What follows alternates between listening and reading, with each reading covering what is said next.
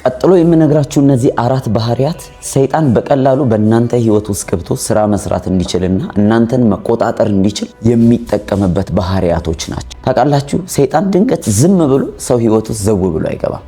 መጽሐፍ ቅዱስ ሲናገር ለዲያብሎስ እድል ፈንታ አትስጡት ይለዋል። ይሄ ፈንታ የሚለው ቃል ስፍራ፣ ርስት፣ ቦታ፣ በር አትክፈቱለት የሚለውን ሐሳብ ነው የሚያስተጋባው። ታዲያ በጣም ብዙዎቻችን ሳናውቀው ወይም ደግሞ ሆም ብለን ባሉን በገነባናቸው ባህሪያቶቻችን፣ ልማዶቻችን ለሰይጣን በር ከፍተንለታል። በቀላሉ ገብቶ ህይወታችን ላይ እንደፈለገ እንዲያርመሰምስ እያደረግነው ነው። ታዲያ በዚህ ቪዲዮ ላይ በቀላሉ አጋንንትን ወደ ህይወታችሁ የሚስቡትን ባህሪያቶቻችሁንና እነዛን ነገሮች ደግሞ እንዴት አድርገን ከኛ ህይወት ላይ ማንሳት እንዳለብን የሚጠቁም በጣም ወሳኝ የሆነ መልእክትን እነግራችኋለሁ። ታዲያ እናንተም ይሄንን መልእክት ስትሰሙ እናንተን ለማስፈራራትና ለማስደንገጥ ሳይሆን እነዛን በሮች ቀስ ብላችሁ ለይታችሁ አይታችሁ ድርግም አድርጋችሁ በፊት ለፊቱ ላይ እንድትሰጉበት ነው። ዝግጁ የሆነ ብቻ ይሄንን ቪዲዮ ላይክ በማድረግ ይጀምር። እንዲሁም ደግሞ ሙሉ አራቱንም ነጥቦች ከኔ ጋር አብራችሁ ተመልከቱ።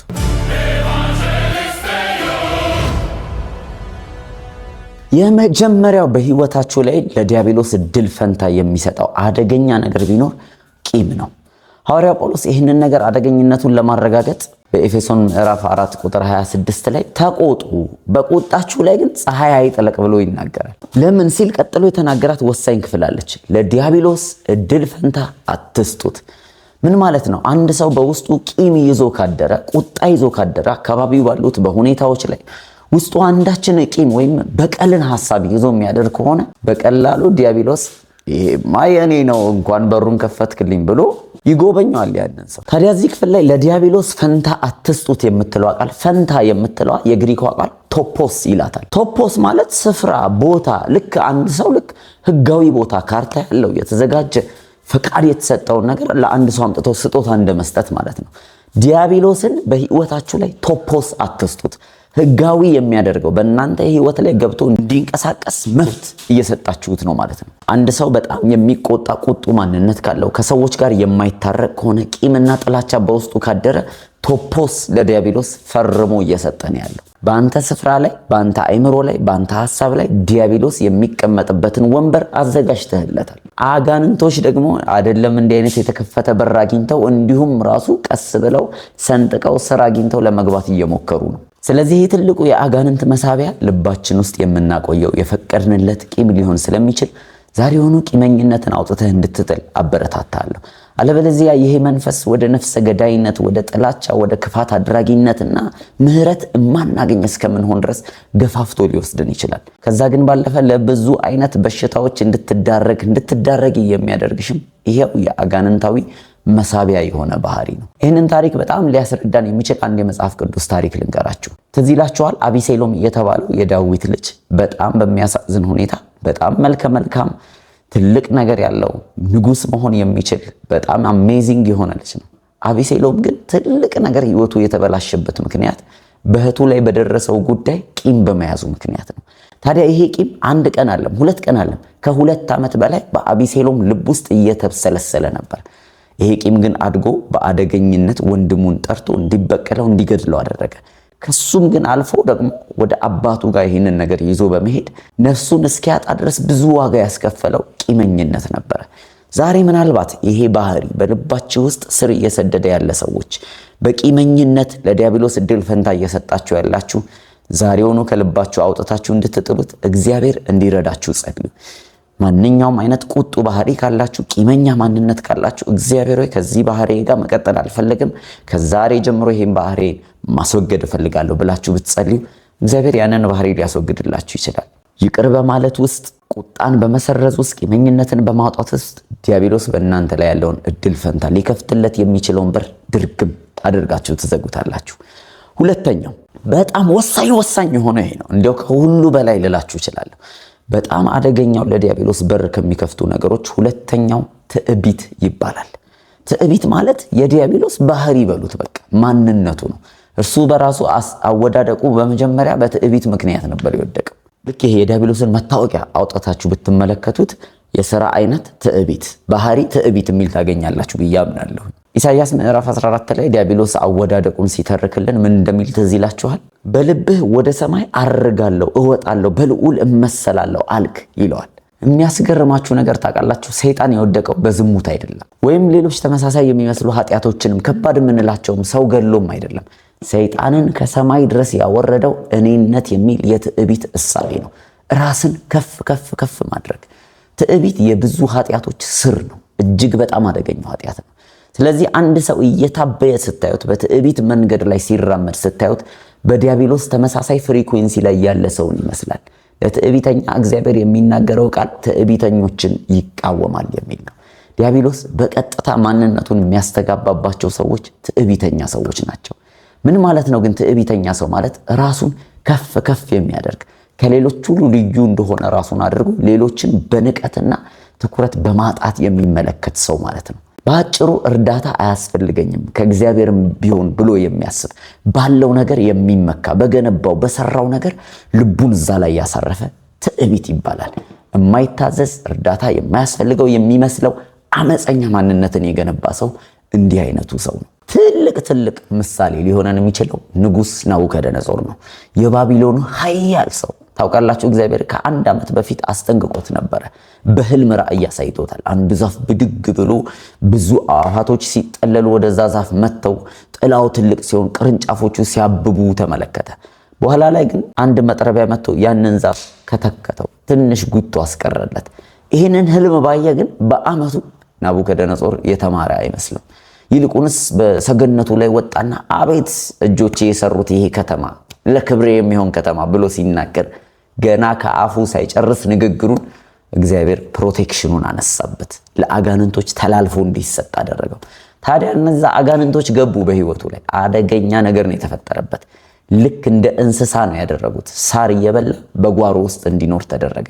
በትዕቢት ምክንያት የመጣበት አደጋ ነበረ። ትዕቢት ለዲያብሎስ ለአጋንንቶች በር ይከፍታሉ። ያላችሁን ሁሉ እንድታጡ ሊያደርጓችሁ ይችላሉ። ከሰው በታች ነው የሚያደርገው። ስለዚህ በፍጹም የትዕቢትን ነገር እንዳናስብ እግዚአብሔር እንዲጠብቀን ዕለት በዕለት መጸለይ አለብን።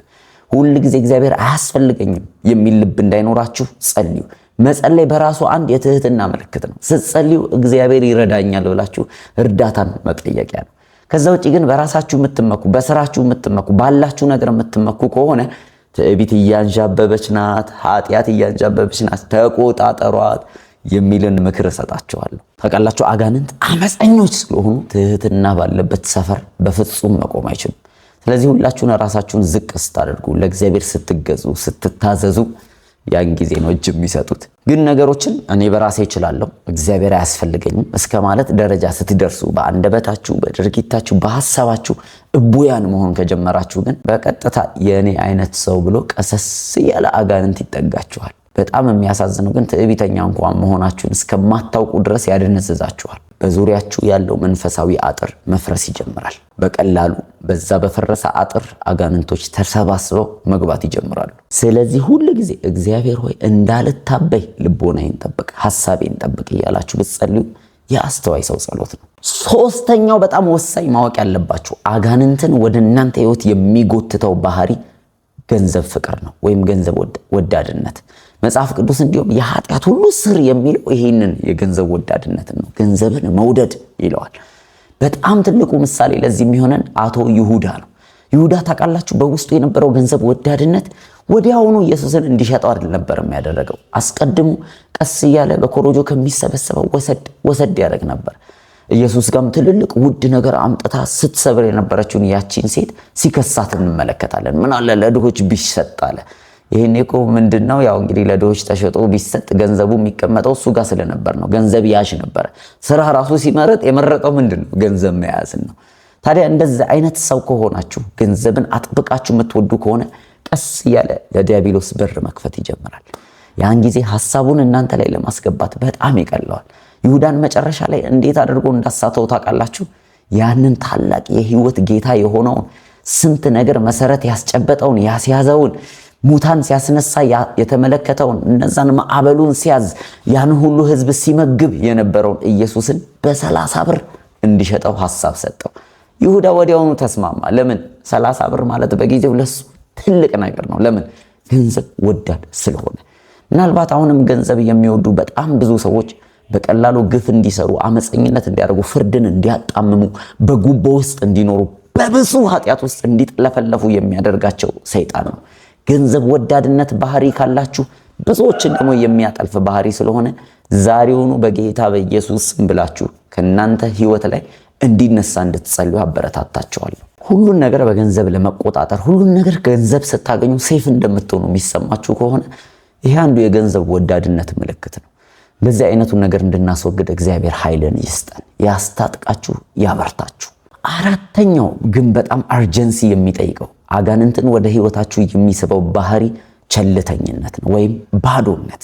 በማቴዎስ ምዕራፍ 12 እና በሉቃስ ምዕራፍ 11 ላይ ጌታችንና መድኃኒታችን ኢየሱስ ክርስቶስ አንድ በጣም ልዩ ነገር አስጠንቅቆናል። ይህም ሰይጣን የሚያርፍበትን ስፍራ፣ ሰይጣን የሚፈልገውን ሁኔታ በግልጽ ተናግሯል። ትዝ ካላችሁ እንዲህ ብሏል፣ እርኩስ መንፈስ ከአንድ ሰው በወጣ ጊዜ የሚያርፍበትን ስፍራ ይፈልጋል። ከዛ በኋላ ግን ወደ አይምሮ የሚመጣው አንድ ነገር ምን እንደሆነ ታውቃላችሁ? ወደ ወጣሁበት ወደ ቤቴ ብሎ ለመመለስ ያስባል። ሰዎችን አጋንንት ቤቴ ብሎ እንደሚያስብ ታውቃላችሁ? ከዛስ መጥቶም ለማረፍ ሲመጣ ቤቱ አምሮ ተጠርጎ ባዶ ሆኖ ካገኘው ይመለስና ከሱ የከፉ ሌሎች 7 መናፍስቶችን ይዞ በዛ ቦታ ላይ ያርፋል ይለዋል። ማማሩ መልካም ነገር ነው፣ መጠረጉም ጥሩ ነው። ክፉ ነገርን ከህይወታችን ማስወገዳችን ማጥፋታችን፣ ግን ቸልተኛ እንዳትሆኑ፣ ያ ቤት ባዶ እንዳይሆን። በጣም ብዙ ሰዎች ከክፋት ሊርቁ ይችላሉ፣ ከክፉ መንፈስ ሊርቁ ይችላሉ፣ ቁጣን ሊያስወግዱ ይችላሉ። ግን ያንን የጠረጋችሁትን ቦታ በምንድን ነው የምትሞሉት? በጣም ብዙዎች መንፈሳዊያን ለመሆን ቸል ይላሉ። እንዲያው የሃይማኖተኛ ሰዎች ስርዓት ይመስላችኋል። የእግዚአብሔርን ቃል በጥልቀት ማንበብ፣ ጊዜ ወስዶ ማንበብ፣ ትምህርቶችን መስማት፣ ስብከቶችን መስማት፣ ቤተክርስቲያን አጥብቆ መከታተል፣ ቃሉን መፈለግ፣ መማር፣ በመንፈስ ቅዱስ መሞላት፣ በልሳን መጸለይ፣ መቀጣጠል ልክ እንደ አንድ የሃይማኖተኛ ሰው ባህሪ ነው የሚመስላቸው። ስለዚህ በዚህ ጉዳይ ቸል ስለሚሉ አእምሮና ተጠርጎ ያገኘው ባዶ ቤት ላይ ዲያብሎስ ከሱ የከፉትን ጭራሽ ነገርን መደበቅ የሚችሉ ምንም መንፈሳዊ እንደሆነ ያ ሰው ምንም ችግር እንደሌለበት የሚያስመስሉትን ይዞ ሰብስቦ ይመጣል። ለዛ ሰው ግን ከፊት ይልቅ የከፋ ይሆንበታል ብሎ ኢየሱስ በግልጽ አስጠንቅቆናል። ስለዚህ መልካም ክፋትን ማስወገድህ፣ መጥፎ ነገርን፣ ጥመትን ማስወገድህ፣ ቁጣን ማስወገድህ፣ እንዲሁ መልካም ሰው ለመሆን መጣርህ መልካም ነው። ግን መንፈስ ቅዱስን ተሞሉ፣ የእግዚአብሔርን ቃል ተሞሉ፣ በሙላት ይኖርባችሁ ይላል። ዕለት በዕለት ህብረትን አድርጉ፣ ትምህርቶችን በመስማት ራሳችሁን አዳብሩ። የማይሞላ ከሆነ ያ ስፍራ ባዶ ነው የሚሆነው። ባዶ ደግሞ ለአጋንንት በጣም ትልቅ ትኩረት የሚስብ ነገር ነው። እንደ ቤቴ ብሎ ነው ወደ አንተ የሚያንዣብበው። አጋንንቶች ቤት አልባ መሆን አይፈልጉም፣ ቤት እየፈለጉ ነው። ያንተ ቤት ያልተከራየ ባዶ ቤት እንዳይሆን በህይወቱ ላይ ጌታ ይኖር፣ ትእዛዛቶች ይኑሩ፣ ውስጥ የተሞላው አንድ ቃል ይኖር። ሊመጣ ሲል የምትመክትበት የምትመልስበት ጠንካራ መሰረታችሁ የእግዚአብሔር ቃል ነው። አለበለዚያ ንጹህና ባዶ የሆነ ነገር ሁሉ መልካም ነው እንዳትሉ፣ ለዲያብሎስ የሚታየው ቆንጆ ማረፊያ ብሎ ነው የሚመለከተው። ልክ እንደ ማግኔት የሚስበው ነገር ነው። በቀላሉ ይህንን እውነታ የሚያሳየን የንጉሥ ሳኦል ታሪክ ነው። ታውቃላችሁ፣ ሳኦል በእግዚአብሔር ላይ መታዘዝ ባቆመ ጊዜ የእግዚአብሔር መንፈስ ከሳኦል ራቀ ይላል። ያን ጊዜ የእግዚአብሔር መንፈስ ተነስቶ ስለሚሄድ ብሉይ ኪዳን ነው። ወዲያውኑ ቃሉ ግን የእግዚአብሔር መንፈስ ከእሱ ከራቀ በኋላ ክፉ መንፈስ፣ የአጋንንት መንፈስ ሳኦልን እየመጡ ያውኩት ጀመር። ባዶ ቤት መቀመጥ ስለማይችል በሳኦል ላይ ኢሚዲየትሊ የሚያውኩ፣ ቁጣ የሚፈጥሩ፣ የሚያበሳጩ ክፉ መናፍስቶች ነበሩ የተሰበሰቡት። በሳኦል ውስጥ የነበረው ባዶነት፣ ቸልተኝነትና ክፍተት በቀጥታ ክፍት የሥራ ቦታ ነው ለሰይጣኖች የሆነው። ቫካንሲን የወጣው ለመኖር ወዲያው ተሰበሰቡ እርኩሳን መናፍስቶች። እዛ ሰዓት ሳኦል ማድረግ የነበረበት በንስሐ ወደ እግዚአብሔር መመለስና መንፈስ ቅዱስን እንደገና በህይወቱ ላይ እንዲሞላ ማድረግ ነበረበት። ዛሬ በጣም ብዙ ሰዎች ክርስቲያኖችን ጨምሮ ቀስ በቀስ ትላንት ተሞልተውት የነበረውን እያወጡ እያፈሰሱ እየጨረሱ እየመጡ ነው። ለዛ ነው ዕለት ዕለት በእግዚአብሔር መንፈስ መሞላት ያለብን፣ በቃሉ መሞላት ያለብን። እኔ የምነግራችሁ ቃል ህይወት ነው፣ መንፈስ ነው ብሎ ነው ኢየሱስ የተናገረው። ስለዚህ የጸሎት ህይወታችሁ በየቀኑ ኮንቲኒየስ መሆን ያለበት በእግዚአብሔር ቃል እውነት መሞላታችን ለአጋንንት መንፈስ መሰብሰቢያ እንዳትሆኑ የሚረዳችሁ ትልቅ ኃይል ነው። ታውቃላችሁ፣ አጋንንት ወደ አንድ ሰው ህይወት የሚገቡት ኃጢአተኛና ክፉ ስለሆነ ብቻ ሳይሆን ያ ሰው ባዶ ስለሆነም ጭምር ሊሆን ይችላል። እርግጥ ነው ኃጢአት፣ ክፋት በጣም አጋንንትን የሚስብ በር ሊሆን ይችላል። ልክ ዝንቦች የሚሰበሰቡት ቆሻሻ ያለበት ስፍራ እንደሚሆነው ሁሉ ማለት ነው። ነገር ግን ባዶ መሆንም እጅግ በጣም ብዙዎቹ ያልነቁበት አጋንንትን የሚጠራ አደገኛ የሆነ ክፍተት ነው። አንድ ሰው ከእግዚአብሔር ቨርኒቢሊቲ ይሄ ጥበቃና ከእግዚአብሔር ሀለወት ውጪ ከሆነ ለሰይጣን በቀላሉ ይጋለጣል። የብርሃን አለመኖር ጨለማ እንደሆነ ሁሉ ማለት ነው። ባዶነትን በጸሎትና በቃል፣ ትዕቢትን በትህትና፣ ቂምን በይቅርታ፣ ገንዘብ ወዳድነትን እግዚአብሔርን በመውደድ እየቀየርን እነዚህ አጋንንትን የሚስቡ ማግኔት የሆኑ ባህሪያቶቻችንን በአጭር ጊዜ ውስጥ እንደምንቀይር ምንም ጥርጥር የለኝም። አንድ ምስክርነት ልንገራችሁ። ከሆነ ጊዜ በፊት በጣም ቁጡና ለሰዎች ይቅር ማለት እልህኛ ሰው ነበርኩኝ። ለአንድ ሳምንት በጾምና በጸሎት ሆንኩኝ። እግዚአብሔር ከኔ ያንን ቂመኝነት፣ እልህኝነት ፊውቸሪቲን ወደፊቴን እንዳያበላሽ መጸለይ ጀመርኩኝ። ከዛ ከአንድ ሳምንት ግን ከወጣው በኋላ ብዙ ፈተናዎች መጡ። እንዲያውም የበለጠ እንድበሳጭ የሚያደርጉ ግን በዛ ጊዜ እግዚአብሔር ሊፈትነኝ ሊያበረታኝ እንደሆነ ተረዳሁኝ። ከዛ ጊዜ ጀምሮ እልህኝነት፣ ቁጣን እግዚአብሔር ከህይወቴ ላይ ሰብሮ ነው ያነሳው። ስለዚህ ለእናንተም የምመክራችሁ አንዳንድ ወገን አለ በጾምና በጸሎት የሚወጣ ምናልባት በህይወታችሁ ረጅም ዘመን ያስቆጠረ እንደዛ አይነት ነገር ካለ ዛሬውኑ ሰብራችሁት እንድታልፉ አበረታታችኋለሁ። ዛሬ በዚህ ቪዲዮ አማካይነት የትኛው በር ክፍት እንደሆነ አስተውላችሁ ያንን በር ለመዝጋት እንደምትንቀሳቀሱ አልጠራጠርም። ጨለማን የምናሸንፈው ጨለማውን በመቃወም ሳይሆን ብርሃንን ወደ ህይወታችን ኢንቫይት በማድረግ ነው። ባዶነታችንን የምናሸንፈው የእግዚአብሔርን ቃል በመስማት በማንበብ ህብረት በማድረግ ውስጥ ነው። አንድ ጸሎት ልጸልይላችሁ። ከዛ ግን በፊት አንድ ነገር የምስራች አለኝ። በእነዚህ ሳምንታቶች ውስጥ የሚወጣ በጣም ወሳኝ የሆነ ለውጥ የተሰኘ መጽሐፍ አለኝ። በተለይ ለረጅም ጊዜ ውስጥ በአንድ አይነት የኑሮ መደጋገም ውስጥ ያላችሁ ሰዎች ለውጥን እንዴት ወደ ህይወታችሁ መጋበዝ እንደምትችሉ በአይምሯችሁ መታደስ ተለወጡ ብሎ ሐዋርያው ጳውሎስ ከመከረን ምክር ላይ በመነሳት በጣም ወሳኝ የሆነ መንፈሳዊ ትጥቅን የሚያስታጥቃችሁ ስነ ልቦናዊም ያለበት እንደገናም ሳይንሳዊ ምክርንም የሚሰጥ በጣም በአይነቱ ለየት ያለ መጽሐፍ አውጥቻለሁ። ርዕሱ ለውጥ ይባላል። ይህን ለውጥ የሚለውን መጽሐፍ ገና ከማውጣቱ በፊት እናንተ ጋር በአንድ ሳምንት ውስጥ እንዲደርስ ደውላችሁ ማዘዝ ብቻ ነው። ስለዚህ ቅድሚያ ላዘዛችሁት ለእናንተ የሚመክር ቃልና የእግዚአብሔርን ቃል ጥቅስ ከፊት ፈርሜ ያስቀምጥላችኋለሁ። ዛሬውኑ እንድትወስዱት አበረታታችኋለሁ። እርግጠኛ ነኝ በእነዚህ ሳምንታቶች ውስጥ የለውጥ ጆርኒያችሁን የምታደርጉበትን ትልቅ አቅም እንደሚሰጣችሁ አልጠራጠርም። ትመሰክራላችሁ። እስቲ ግን እግዚአብሔር እንዲረዳችሁ ምናልባት በእነዚህ ባህሪያቶች ውስጥ የምትኖሩ ሰዎች ካላችሁ ልጸልይላችሁና እንጨርስ። እጃችሁን ወደዚህ ወደ ስክሪኑ ዘርጉ። እግዚአብሔር አባት ሆይ በጌታ በኢየሱስ ስም በእምነት በፊትህ እቀርባለሁ። በዚህ ሰዓት ማንኛውም በድካም ውስጥ ላሉ እህትና ወንድሞቼ በተጋድሎ እጸልይላችኋለሁ። አንዳች በህይወታቸው ላይ የሰነባበተ ባህሪ ካለ አጋንንትን በህይወታቸው ላይ የሚስብ በድካም ውስጥ ያደረጋቸው ረጅም ዘመን ያስቆጠረ የትኛውም አይነት ጥላቻ፣ ቂም፣ ይቅር አለማለት፣ ገንዘብ ወዳድነት በኢየሱስ ስም ፈርሶ ከነሱ ህይወት ላይ እንዲነሳ ጸለይኩኝ። አባቶ አንተ ልትረዳቸው የምትፈልግ እንጂ እንዲሁ በችግራቸው በድካማቸው በስላቅ የምታላግጥ አምላክ አይደለም። ይልቁንስ ወደ እኔ ጩህ መልስልሃለሁ ብለሃል። አሁን ልትመልስልን ስለምትፈልግ ወደዚህ ስለተዘጋጀ አባታችን ሆይ በትህትና እንለምንሃለን። ትዕቢትን ከህይወታችን ላይ እንድታስወግድ፣ ግራ መጋባትን፣ ገንዘብ ወዳድነትን፣ ቂመኝነትን፣ ይቅርታ አለማድረግን፣ ልዩ ልዩ ባዶነትን፣ ቸልተኝነትን፣ ስንፍናን በኢየሱስ ስም ከኛ ህይወት ላይ እያነሳ በመንፈሳዊ አቅምና ኃይል እንድታዳብረን፣ እንድታጎለብተን፣ እንድትሞላው እግዚአብሔር ህይወታችንን እንጸልያለን። ይህን ልታደርግልን ስለምትችል እጅግ አድርገን እናመሰግናለን። እግዚአብሔር ሆይ ፈጥነህ አድርገው፣ ድረስልን። ጌታ ሆይ በፍጹም ትህትና በፊትህ ጠየቅን።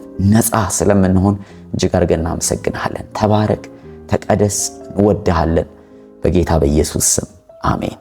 ይህንን ቪዲዮ በእርግጠኝነት ብዙዎችን እንደሚጠቅም አልጠራጠርም። አሁን ከዚህ በኋላ ስትሄዱ ብዙ የሚታዩ ነገሮች ሊኖሩ ይችላሉ። እኔና እናንተ ግን የእግዚአብሔርን ቃል በሰዎች ላይ እንዲስተጋባ የምናደርግበት መንገድ ቢኖር እንዲህ አይነት ቻናሎችን የሚጠቅሙ መንፈሳዊ ዕውቀት የምታገኙበትን ሌሎች ደግሞ እንዲማሩበት ሼር በማድረግ ውስጥ ነው። እናንተ ያጋራችሁት ለአንድ ሰው በጣም የሚጠቅም ህይወቱን የሚቀይር ነገር ሊሆን ይችላል። ይህንን ለማድረግ በፍጹም እንዳትዳከሙ። አሁኑኑ ይህንን ቪዲዮ ሼር በማድረግ ደግሞ ይህንን ቻናል ሰብስክራይብ ያላደረጋችሁ ዝም ብሎ የመጣላችሁ ሰዎች ካላችሁ በእርግጠኝነት ብዙ ነገር ከምትገዙት ይልቅ በነፃ ይህን ሰብስክራይብ የምታደርጉት የሆነ ቀን ህይወታችሁን የሚታደግ ጠቃሚ ነገር የሚለቀቅበት እንደሆነ ስለማልጠራጠር አሁኑኑ ሰብስክራይብ በማድረጉ ለኛም ደግሞ ጸልዩልን። እግዚአብሔር እንዲረዳን፣ እንዲያግዘን፣ አቅም እንዲሆነን፣ ብርታት እንዲሆነን ጸልዩልን።